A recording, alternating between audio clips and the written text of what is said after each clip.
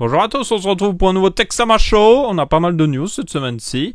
Le 3 d'abord c'est terminé tout ça, donc voilà. Je ferai pas trop de trucs par rapport à le 3 parce que c'était surtout des jeux vidéo. Il y a quand même quelques trucs que je veux parler au niveau des jeux vidéo, mais ça ce sera après. Donc on va commencer par la plus grosse news selon moi de la semaine. C'est que j'ai maintenant une lampe RGB dans ma chambre. Enfin c'est pas ma chambre en fait, mais dans la pièce. Du coup je peux mettre du bleu ou même du rouge. Si change de rouge. Voilà, rouge. Ça se voit mieux la nuit. Je vais mettre juste maximum de lumière. Normalement, avant, c'était comme ça. À peu près, au niveau couleur. Et maintenant, c'est comme ça. Je peux mettre des lumières plus blanches. Ce qui est mieux pour filmer, parce que c'est plus neutre et tout ça. Donc, c'est juste pour améliorer un petit peu la qualité. Du coup, ça c'était juste une bête news. Ça n'a rien à voir, ok? On va faire des vraies news. La première vraie news, c'est au niveau de l'itinérance dans l'Union européenne. Dans l'Union européenne. Alors, du coup, si vous ne savez pas, depuis le 16 juin, normalement, dans l'Union européenne, maintenant, si vous allez dans un autre pays, ben normalement, vous ne payerez plus de surcoût. Donc avant, quand j'allais par exemple en France, pour chaque mégabyte que j'utilisais, il y avait un coût. Et je pouvais pas utiliser mon forfait normal. Si j'avais 4 gigas, je pouvais pas utiliser mes 4 gigas là-bas, ça prenait directement sur mon forfait. Du coup, c'est du passé maintenant. Alors, il y a des trucs à préciser directement. C'est que c'est pas parfait, c'est pas comme si vous étiez au final dans le même pays ou autre chose. Il y a quand même des petites écritures qu'il faut lire.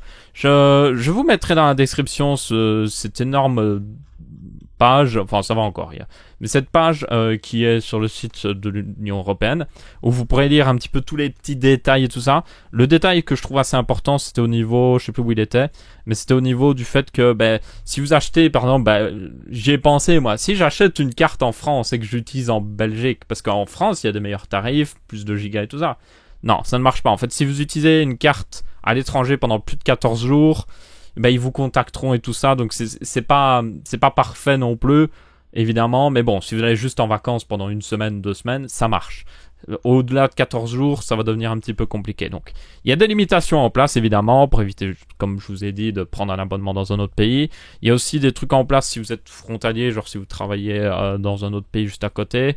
Il y a pas mal de choses qu'il faut savoir, mais globalement, quand même, on payera beaucoup moins pour utiliser nos forfaits à l'étranger, et ça c'est cool. C'est une news assez importante, ça fait longtemps que ça avait commencé et c'est enfin en place.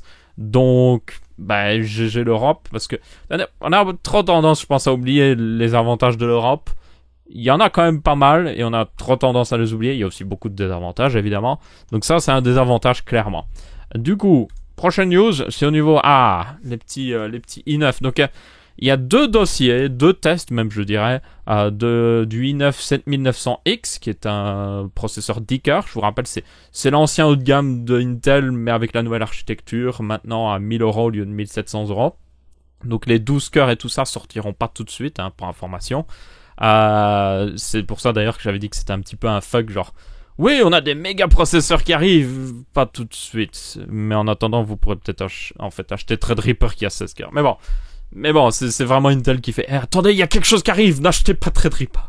Mais bon, dans tous les cas, le i9 7900X a eu 2 tests sortis à l'avance, parce que normalement la fin de la NDA c'est le 26 juin, voilà. Et du coup, il y a 2 sites qui ont bravé cette NDA. Donc en gros, une NDA, c'est quand vous signez un papier pour dire oui, je ne révélerai pas d'informations confidentielles sur ce processeur que tu m'as passé pour que je fasse un test. Alors peut-être ils ont trouvé le processeur autrement, qu'ils n'ont pas eu près de Intel et que c'est pour ça qu'ils se permettent de justement briser la NDA. On ne sait pas trop. Dans tous les cas, ça nous permet de voir un petit peu ce qu'ils donnent. Alors je vais le dire directement, il y a des résultats un peu bizarres dans ces tests. On sent que c'est fait sur des cartes mères en bêta, parce que certaines performances sont juste bizarres. Il y avait des trucs quand même intéressants, c'était au niveau par exemple de l'overclocking, c'est qu'ils s'overclockent bien, mais par contre ils consomment une quantité d'énergie juste pas possible. C'était même assez abusé. Donc là par exemple, on voit la consommation en non-charge, et puis la consommation en charge à 4,6 GHz, vous voyez, c'est encore plus haut qu'avant. Après, il y a une meilleure fréquence, donc forcément. Il y avait aussi quelques trucs intéressants, c'était au niveau des performances brutes de ces processeurs, évidemment, enfin de ce processeur, parce qu'il n'y en a qu'un qui a été testé ici, notamment en single thread. Donc vous voyez que le i9 7900X se débrouille mieux que tous les anciens i7, forcément. Et en multithreading, alors là c'est le truc que je me dis, il y a un chiffre qui est bizarre. Ah non, justement sur ce site c'est normal. Bien que ce qui est bizarre c'est que vous voyez le i7 6950X fait 2083 et sur beaucoup d'autres sites il fait jamais un aussi gros score sur Cinebench, donc je suis pas entièrement sûr là-dessus. Mais la différence par contre entre les deux scores, donc de 2083 à 2169, vous vous dites, ouais, une petite upgrade, c'est génial.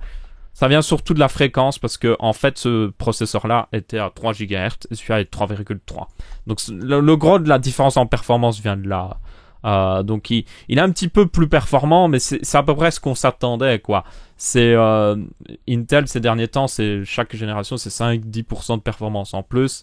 Et un petit peu de fréquence en plus, et puis voilà, on a fait une mise à jour. Et comme c'est des architectures qui sont déjà sorties en moyenne gamme, c'est pour information, c'est Skylake X qui sort ici, donc c'est l'équivalent d'un i7 6700 HQ avec plus de corps. Ben forcément, il n'y a pas encore de changement. Donc pour ceux qui s'attendaient à des changements parce que AMD a sorti des processeurs, ça n'arrive pas tout de suite. Mais c'est quand même intéressant. Pour moi, le plus intéressant, c'est l'overclocking qui est quand même qui a l'air de s'être amélioré, même s'il chauffe pas mal par contre, que j'avais pu voir dans les chiffres qu'il donnait. Et ça vient certainement du fait que, je l'ai vu pendant le Computex, c'est que Intel continue de ne pas souder. Donc vous voyez la plaque en métal là, elle couvre le processeur qui est en dessous. On verra après dans une news à propos de Ryzen, vous comprendrez de quoi je parle. Elle couvre le processeur en fait. Elle permet de protéger et aussi de transférer plus efficacement, enfin c'est pas plus efficacement, mais ça permet de transférer en tout cas la chaleur qui est générée par le processeur sur une un peu plus grande surface pour par exemple mieux le refroidir. Eh bien le truc c'est que Intel utilise une pâte thermique qui est quand même, elle est suffisante, hein, et elle dure longtemps et tout ça. Ils utilisent pas non plus une pâte thermique qui vient de Chine ou autre chose, enfin vient probablement de Chine en fait vu qu'ils fabriquent leurs processeurs là-bas, mais ils utilisent pas non plus n'importe quoi. Mais le problème, c'est qu'ils n'utilisent pas la meilleure chose. Et l'une des meilleures choses, c'est de carrément souder ce truc-là au processeur et de mettre, par exemple, du liquide métal qu'on appelle ça. C'est une sorte de métal liquide, en quelque sorte, qui a donc un très bon transfert de chaleur, mais qui a quelques autres petits désavantages. C'est que, par exemple, il résiste moins au fait de chauffer, refroidir, chauffer, refroidir, chauffer, refroidir. Donc ça donne une moins bonne durée de vie au processeur, en quelque sorte. Surtout il me semble que c'était surtout quand vous avez un processeur qui est petit que ça pouvait accélérer ça, mais une chose est sûre, c'est que même si ça réduit la durée de vie, le liquide métal est mieux, et surtout la durée de vie de base même avec du liquide métal serait largement suffisante pour la plupart des gens. Je veux dire, vous n'avez pas besoin de garder votre i9 30 ans quoi, ça va assez bon quoi. Du coup il y a beaucoup de gens qui se plaignent, et ils en ont totalement raison, que les processeurs Intel ces derniers temps ont une mauvaise pâte thermique qui font que la chaleur que dégage le processeur enfin c'est pas amplifié, mais il se refroidit moins bien en fait. Donc vous avez des grosses températures, notamment par exemple sur les i7 7700K où vous avez carrément des températures tellement hautes qu'il y a beaucoup de gens qui ont reporté ça à Intel, et Intel a dit bah n'overclockez pas. Genre n'overclockez pas, votre processeur fait pour l'overclocking, qu'on a totalement fait de la pub pour l'overclocking parce qu'il chauffe trop, parce qu'on n'est pas foutu de souder le truc. Enfin bref. Je suis un peu salty ces derniers temps envers Intel, je vous le ferai remarquer. Dans tous les cas, ça reste quand même un très bon processeur, qui coûte pratiquement 2 fois moins cher que ce qui coûtait avant, même s'il n'aurait jamais dû coûter ce qui coûtait avant. Et c'est à peu près ce qu'on s'attendait au niveau performance. Il y a juste, comme je vous ai dit, quelques chiffres bizarres, mais qui sont certainement dus au fait que le X299 est encore en test. Du coup, j'attends de voir la réaction de certains fanboys Intel. Alors, moi, je le dis directement, je suis pas fanboy Intel ou AMD, je m'en fous. Moi, ce qui est le plus important, c'est la meilleure chose pour le consommateur. Mais il y a des fanboys Intel qui critiquent AMD pour la sortie de sa plateforme, qui a été un petit peu rushée, mais qui disaient il y a des bugs sur Ryzen ou je sais pas quoi. Attendez de voir le X299, parce qu'ici il y a des bugs, voilà. Je pense que il y en a qui vont dire ouais mais attendez, ça va être corrigé, alors que juste 2 mois avant ils disaient ouais Ryzen il y a des bugs, il faut pas le prendre. Genre hypocrite, j'ai juste envie de dire. Dans tous les cas, bon processeur. Ryzen se débrouille pas trop mal à le suivre, hein, il faut quand même pas déconner. Je pense par exemple au 1800X qui est un petit peu à la traîne en multicœur, bien qu'il faut tenir compte que ce processeur-là est à 3,3 GHz. Mais bon, ça risque de changer quand on aura Threadripper qui lui devrait faire un petit peu plus mal. Du coup, ça c'était la première news. Ensuite, alors vous avez deux tests, hein, si vous les voulez, je vous mettrai le lien dans la description, vous avez les deux tests. Ensuite, on a, non c'est ici, non c'est ici, on a quelques informations au niveau de AMD EPYC, donc c'est les serveurs c'est les serveurs, les processeurs serveurs de AMD basés sur Ryzen. Donc il y a des choses qui se confirment, donc jusqu'à 32 cœurs, 8 channels de mémoire, donc c'est à dire qu'ils auront 16 ports DDR4 par processeur, donc jusqu'à du 8 channels et jusqu'à 2 Tera de mémoire par CPU. What the fuck? 128 lignes PCI Express sur chaque processeur, même le plus petit. Et d'autres petites fonctionnalités, meilleure sécurité. D'ailleurs, AMD se débrouille pas mal niveau sécurité. Ils ont du open source pour beaucoup de choses. Et du coup, la sécurité sur une AMD est beaucoup mieux en fait. Chipset intégré, je pense qu'il veut dire le Northbridge intégré au processeur. Et puis socket avec les prochaines générations de EPYC, donc ça c'est normal, c'est le nouveau socket qu'ils ont sorti, hein. C'est le AM44 normalement si je me souviens bien. Alors, et du coup on a une liste d'un petit peu les processeurs et aussi d'abord leurs caractéristiques techniques, donc ils iraient jusqu'à le plus gros 32 cœurs 2,2 GHz, vous allez dire c'est pas beaucoup. Pour un processeur 32 cœurs c'est quand même pas mal, c'est même vraiment pas mal et c'est normal en fait parce que le truc il prend 180 watts. Rien qu'à 2,2 GHz. Donc si vous le mettez à 3, sortez je ne sais pas quoi pour le refroidir parce que ça va être n'importe quoi. Il a quand même un boost jusqu'à 3,2 GHz si vous utilisez moins de cœur. Et puis on voit un petit peu les différents trucs. Ce qui était intéressant c'était ici. C'est un graphe qui montre un petit peu les performances relatives de chaque processeur selon le processeur Intel en rapport. Donc par exemple là on a le EPYC le plus grand par rapport au E5 2699A V4, donc les Xeon V4, c'est les derniers Xeon de Intel, et vous pouvez voir qu'il lui fout quand même sacrément la misère, et du coup, c'est assez intéressant en fait. Il y a même une comparaison, un processeur EPYC versus deux processeurs Intel sur donc deux sockets, et encore une fois, il se débrouille mieux. Et ça, c'est en comptant les prix. Donc vous voyez, pour $4000, se dire qu'un processeur EPYC est mieux que celui d'Intel. C'est à peu près ce qu'ils veulent dire, quoi. Donc ça c'était assez intéressant. Et on avait aussi une autre news en rapport un petit peu, c'était au niveau de Threadripper, donc il sortira en août, hein, voilà, ça se confirme à peu près cette date là. Du coup il devrait arriver donc un petit mois après la sortie des processeurs Intel i9, les premiers en tout cas, ceux qui sont jusqu'à 10 cœurs, alors que les au-dessus de 10 cœurs eux sortiront plus tard, même après août en fait certains. Donc c'est un peu bizarre niveau timing et tout ça, mais je pense que AMD ça va niveau timing. Ce qui est très important, c'est qu'elle doit être stable, cette plateforme qui doit sortir, très stable, pour vraiment donner envie aux professionnels, parce que c'est fait pour les professionnels. Donc les professionnels, ils veulent quelque chose de stable. Donc il vaut mieux qu'il la retarde d'un mois et qu'il sorte quelque chose de stable, parce que de toute manière, les gens qui hésitent à acheter ce genre de truc, ils vont pas hésiter à attendre un mois s'ils peuvent acheter ça et que c'est mieux que Intel. Et ce qui était très intéressant aussi, c'est qu'on voyait du coup, alors ça c'est le Ryzen Mobile si je me souviens bien. Et donc ce que je voulais montrer, vous voyez, donc ça, c'est un processeur sans son capot en quelque sorte. Donc là c'est réellement le processeur en tant que tel.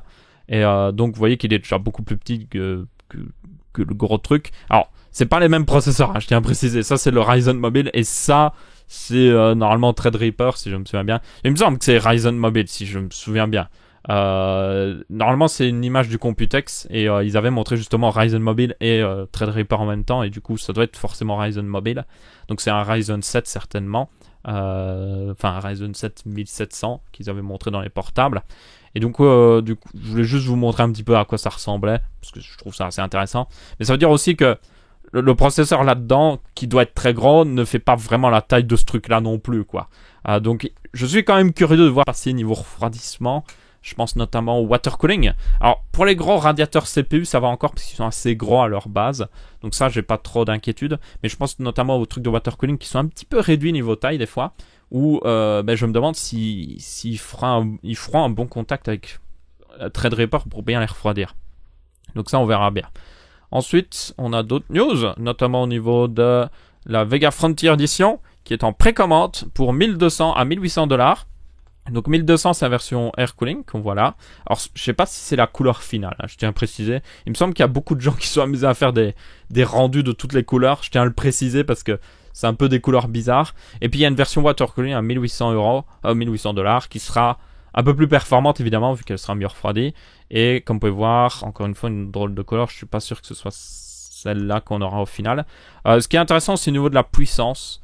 Je pense notamment à la... Alors, ils ont mis des chiffres différents sur le site là, donc je suis pas entièrement sûr. Mais normalement, elle doit atteindre une puissance de calcul en FP16. C'est, on va dire... Alors, je vais éviter de rentrer dans les détails, mais FP32, c'est en double précision. Donc, c'est des calculs un petit peu plus poussés, où vous vérifiez davantage les données que vous calculez pour éviter d'avoir des erreurs. Donc, ne regardez pas trop ce chiffre-là parce que ça concerne que les professionnels. 26,2 teraflops, c'est un chiffre que vous pouvez comparer par exemple à la puissance de la Xbox One X, où ils sont là en mode ouais, elle fait 6 teraflops de puissance. Ben celle-là, elle en fait 26, enfin cette carte fait 26 teraflops. Donc juste pour vous donner une petite idée de la différence entre le haut de gamme niveau carte graphique et la puissance de la plus grosse console qui existe. Alors, ça veut rien dire les teraflops évidemment, à part si vous êtes dans le monde professionnel où là ça a beaucoup d'importance. Je pense notamment aux Bitcoin miners qui vont adorer cette carte. La version, à mon avis, Air Cooling sera préférée, elle est quand même beaucoup moins chère. Vous la mettez dans un châssis serveur bien ventilé avec des ventilateurs qui tournent à 3000 RPM et c'est parti mon kiki, vous minez du Bitcoin comme jamais. Et avec une telle puissance, franchement, ça, à mon avis, si vous êtes dans un endroit où l'électricité coûte pas cher, ça doit être assez rentable. Donc voilà. Mais c'est vraiment une carte pour les professionnels, hein, c'est pas fait pour jouer. Il y a certainement des gens qui vont se la dégoter pour essayer de montrer un peu ce que ça donne niveau jeu, hein, parce que ce sera une preview en quelque sorte de ce que va donner Vega sur PC, la version donc gaming. Parce que forcément une carte que ce soit une Quadro ou une Fire Pro chez AMD ou même cette Vega Frontier Edition, elles sont très puissantes donc elles peuvent se débrouiller aussi dans les jeux vidéo. Mais bon, je sais pas s'ils ont dit une date exactement, je sais plus trop, mais c'est en précommande donc ça devrait arriver dans pas trop longtemps. Et j'ai hâte de voir si quelqu'un s'amuse à la tester dans un PC et voir ce que ça donne niveau justement jeux vidéo, parce que ça nous donnera vraiment une preview de ce que ça pourrait donner pour Vega sur le gaming. Alors ça c'est la news où je vais un peu m'énerver, hein. Voilà. Alors Konami, on connaît tous Konami, cette magnifique société qui fait Metal Gear Solid. Donc cette magnifique société, je pense que vous devez tous le savoir. Il y a Kojima, qui est le créateur de Metal Gear Solid. Était littéralement emprisonné chez Konami pendant des années. Enfin, emprisonné, c'est genre il l'empêchait de partir et tout ça. Il pouvait sortir dans la rue, hein, je vous rassure. Mais il était littéralement emprisonné d'une manière créative plutôt. Il a finalement pu partir. Et il est en train de faire son studio d'ailleurs. Mais du coup, Konami n'en reste pas là. Après avoir déjà ruiné pas mal de jeux vidéo. Après avoir littéralement limite arnaqué les gens. Après avoir séquestré un de leurs anciens employés qui était pourtant quelqu'un qui créait des très bons jeux et qui leur faisait énormément d'argent. Maintenant, ce qu'ils font, c'est que apparemment, si tu as travaillé chez Konami, tu peux pas le mettre sur ton CV. Non, parce que si tu as quitté Konami et que tu n'es plus chez Konami, t'as pas le droit d'utiliser la réputation de Konami pour la mettre sur ton CV. Et genre, j'ai juste envie de dire what the fuck? Genre, ah non, t'as travaillé ici, non, t'as pas le droit de te le mettre sur ton CV, hein. Et du coup, tu vas vers une autre société. Alors, oui, vous avez travaillé dans une société avant? Et t'es en mode, non, je n'ai pas le droit de le dire, hein. Putain, le mec, ok, ben alors on vous engage pas, quoi. C'est juste, what the fuck, Konami? Et il menace carrément les anciens employés d'attaquer en justice, hein, pour information. Et j'ai juste envie de dire un gros fuck Konami. Voilà. Et je vous dis directement, si vous avez la possibilité de ne pas acheter un jeu Konami, faites-le. Surtout que de toute manière maintenant, Metal Gear Solid sans Kojima, ce sera plus Metal Gear Solid. Déjà que le dernier était discutable. Là, c'est sûr et certain, de toute manière, abandonner tout espoir pour Konami. Et juste, je vous dirais de ne pas soutenir une compagnie pareille parce que c'est juste n'importe quoi. En parlant de compagnies qu'il ne faut pas soutenir, Rockstar. Vous ne comprendrez donc jamais. Enfin, Rockstar, Take-Two, hein, peu importe. GTA 5. Alors, on va on va dire directement un truc. GTA, un des plus gros jeux qui existent au monde, que ce soit en termes de budget, de la taille du jeu, du nombre de joueurs, du nombre de ventes, vraiment, c'est un des plus gros jeux qui existent au monde. Et c'est un jeu qui a énormément profité du modding. Je pense notamment à GTA 4 qui a survécu pendant des années grâce au modding. Parce que GTA 4 de base, il n'était pas le plus fun. Il y a plein de gens qui ont fait des mods pour le rendre beaucoup plus fun, au point même de vraiment l'améliorer. Et du coup, ça s'est fait aussi sur GTA 5 évidemment.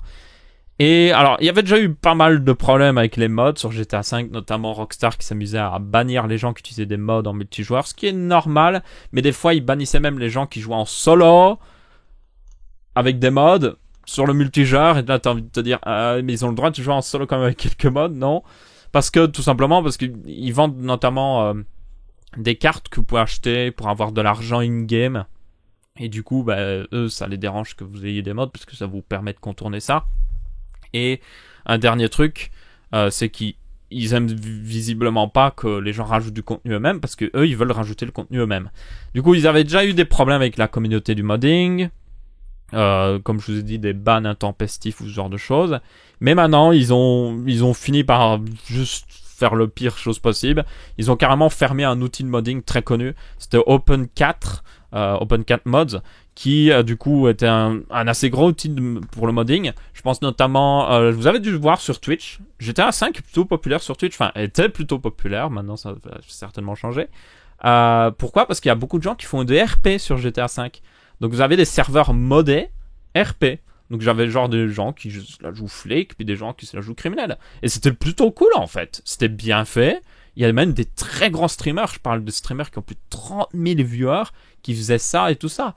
Et du coup, avec l'arrêt de cet outil de modding, beaucoup de ces serveurs roleplay sont cassés littéralement. Il doit exister encore d'autres petits outils de modding qui existent, mais je pense qu'à cause de la fermeture d'Open4, ça ferme à peu près la plupart du modding sur le jeu actuellement, en tout cas jusqu'à quand quelqu'un trouve une autre manière de le faire. Et du coup, les gens sont très mécontents, forcément. Je suis aussi très mécontent parce que c'est juste stupide, c'est franchement stupide. Interdire les gens d'utiliser un mode en multijoueur sur les serveurs officiels Rockstar, no problème, je comprends parfaitement. Interdire de quelqu'un de modder son jeu en solo, discutable, largement discutable. Interdire de quelqu'un de faire son propre mode multijoueur en mode RP, je peux comprendre parce que ça diminue la valeur de leur propre mode multijoueur, mais juste, j'ai envie de dire, si tu vois qu'ils font ça, les gens, fais-le toi-même. Fais-le toi-même. Fais un propre truc RP officiel GTA ou je sais pas quoi. Profites-en, vends-le. Il y a des gens qui l'achèteraient, quoi. J'ai juste envie de dire, mais qu'est-ce qu'ils pensent? Ils pourraient même contacter la communauté et dire, ok, on rachète votre outil, on va le remodifier et puis on va le sortir officiellement. Ils pourraient faire plein de trucs, ils se faire plein d'argent d'ailleurs. Ils ne le font pas. Ils préfèrent juste chier dans la bouche des gens. Et j'ai juste envie de dire, il faut que ça arrête. C'est un jeu formidable, qui est encore plus formidable avec le modding, et t'as juste Rockstar et Take-Two qui chient dans la bouche des gens, et c'est dégueulasse déjà, premièrement, hein, forcément. Et c'est juste, ça sort de nulle part, quoi. Je comprends pas. Alors, du coup, les gens sont vraiment mécontents, au point même de laisser des reviews négatives sur la page Steam du jeu, qui est passée en majoritairement négatif d'ailleurs, si vous regardez là. Alors qu'avant il était à peu près positif, et maintenant d'ailleurs il est en revenu mixte, donc c'est mixé, les revenus généraux du jeu sur Steam, hein, et les revenus, je vous dis, très récents, c'est juste négatif à mort. Du coup, je vais vous le dire directement, si vous avez le moindre intérêt pour le modding, je vous dirais vraiment d'aller mettre une review négative en fait. Pas juste insulter Rockstar, juste dire retirer le modding est une très mauvaise idée. Je ne soutiens pas du tout cette décision. Je mets donc une review négative ou autre chose. Parce que je trouve que il faut leur faire comprendre qu'ils doivent arrêter de faire ce genre de choses. Donc si vous avez GTA 5 sur Steam, n'hésitez pas à le faire. Personnellement, je l'ai pas sur Steam, donc je peux pas le faire. Mais bon, je pense que j'enverrai quand même un truc s'il y a moyen d'avoir un endroit où on peut envoyer un message pour leur faire comprendre. Ouais, là déjà je vous parle de ça, donc ça passe un petit peu le message, mais clairement je trouve ça assez important. C'est pas juste insulter ou autre chose, je dis n'insultez pas, c'est juste leur faire comprendre que empêcher le modding sur GTA est une très mauvaise idée et c'est mauvais pour toute la communauté. Voilà, tout simplement. Ensuite, on a une petite news au niveau de Samsung. Alors ça, c'est une petite news intéressante, je trouve. C'est qu'ils ont commencé la production de puces NAND, la VNAND, donc en 3D, de génération 4. Et du coup, elles atteignent jusqu'à 64 couches. Donc, qu'est-ce que ça veut dire ? Tout simplement, vous voyez, ça, c'est une puce mémoire, ici. Hop, ça, c'est une puce mémoire. Ça aussi, c'est une puce mémoire, ça aussi. Donc, vous en avez plusieurs, hein, sur un SSD, peu importe sa forme. Et du coup, bah, avant, à la bonne vieille époque, une puce mémoire, il y avait une couche de mémoire. Voilà, c'est tout. Mais maintenant, avec la 3D NAND, ce qu'ils peuvent faire, c'est mettre une couche de mémoire, puis une couche de mémoire par-dessus. Alors, c'est pas juste, ils mettent 2 fois la même puce l'une au-dessus de l'autre, parce que le problème, c'est que ces puces-là, vous voyez, il faut les brancher à des circuits électroniques. C'est carrément, dans le silicone, ils gravent une double puce mémoire l'une au-dessus de l'autre. C'est très... Alors, c'est de la haute technologie. C'est d'ailleurs pour ça que ça a pris autant de temps à arriver, parce qu'on grave des processeurs et des puces mémoire depuis des dizaines d'années. C'est juste maintenant qu'on commence à arriver à le faire. C'est de la haute technologie, et maintenant ils arrivent même à faire jusqu'à 64 couches de mémoire l'une sur l'autre. C'est-à-dire que chaque couche de mémoire, si j'arrive à retrouver la quantité exacte, chaque couche de mémoire en a à 32 Go, et du coup 64 couches empilées, ça vous donne une capacité de 512 gigas par puce. Ça, 512 gigas. C'est-à-dire que si vous avez 2 puces, 3 puces sur le SSD, vous avez des SSD de 1 Tera, 1,5 Tera. Donc ça va améliorer les prix, premièrement. Ça va améliorer la consommation. Et vous aurez une fiabilité accrue qui disent, mais ça reste, d'ailleurs, il faut le préciser, c'est de la mémoire en TLC, donc c'est... j'aimerais de la mémoire en MLC comme ça, mais bon. Donc c'est quand même intéressant, quoi qu'il arrive. Et apparemment, il pourrait atteindre jusqu'à du 90 couches pour atteindre des puces d'1 terabit. Et ça, ce serait très intéressant. Il me semble qu'il y a aussi une autre marque, je sais plus c'était quelle marque, j'avais vu une autre news voilà pas très longtemps à propos d'une autre marque qui avait aussi atteint une sacrée densité de couches comme ça de mémoire, mais bon, je ne m'en souviens plus de trop. Et puis, finalement, il y avait une petite dernière news. C'était au niveau de ce petit écran Samsung qui est assez intéressant, qui est ultra wide, donc ultra large. En gros, c'est 2 écrans Full HD, l'un à côté de l'autre. C'est vraiment ça. Mais une seule dalle. Donc, vous n'avez pas une bordure en plein milieu. Donc, c'est parfait pour les simulateurs de course. Et du coup, il fait 49 pouces. Mais au final, il n'est pas très haut. C'est juste qu'il est très large. Et c'est assez intéressant. Il me semble que la caméra va se couper dans... Voilà, elle vient de se couper. Oups, j'ai plus de... Ça atteint la limite de record, ne vous inquiétez pas. Donc, ce qui est intéressant, c'est que ça fait du 144 Hz, FreeSync 2, il y a de l'HDR, donc c'est très intéressant. Et ça respecte assez bien une bonne partie de la gamme colorimétrique sRGB, jusqu'à 95%. Et bah, c'est juste un écran très intéressant qui coûtera très très cher par contre. 1500 € pour information. Mais bon, c'est quand même sacrément classe, il n'y a pas à dire. La résolution pour information est de 3840 par 1080 pixels. Donc 3840, c'est la hauteur de... Normalement, c'est la largeur de pixels d'un écran 4K. C'est tout simplement parce que, comme je vous ai dit, c'est 2 dalles Full HD l'une à côté de l'autre. Enfin, c'est l'équivalent de 2 dalles Full HD l'une à côté de l'autre. Et le 4K, c'est 4 fois du Full HD pour information. Mais là, niveau hauteur, par contre, ça ne fait que 1080 pixels. Donc c'est un petit peu... c'est un hybride, quoi. Ce sera plus facile à faire tourner qu'un écran 4K. Mais ça vous donne quand même la largeur d'écran qui peut être très intéressante, par exemple, dans un jeu de simulation de course ou autre chose. Donc ça reste quand même un écran assez intéressant. Je le trouve un peu cher, par contre, clairement trop cher. Je pense que c'est la technologie HDR qui augmente tellement le prix. Parce que l'HDR coûte tellement cher ces derniers temps, mais bon, d'ici, de toute façon, attendez 5 ans et ce sera beaucoup moins cher, parce que l'HDR est quand même sacrément intéressant, mais il n'est pas non plus très supporté, donc il faudra voir ce que ça donne dans le futur. Enfin bref, c'était à peu près tout pour cette semaine-ci. J'ai pas d'autres trucs, là il y a les 2 trucs de tests que vous avez montré avant, donc c'est à peu près tout pour ces news-ci. N'hésitez pas à laisser du coup votre avis, que ce soit en pouce bleu, pouce rouge en commentaire. On se retrouve pour un prochain Tech Sama Show et je vous dis salut à tous.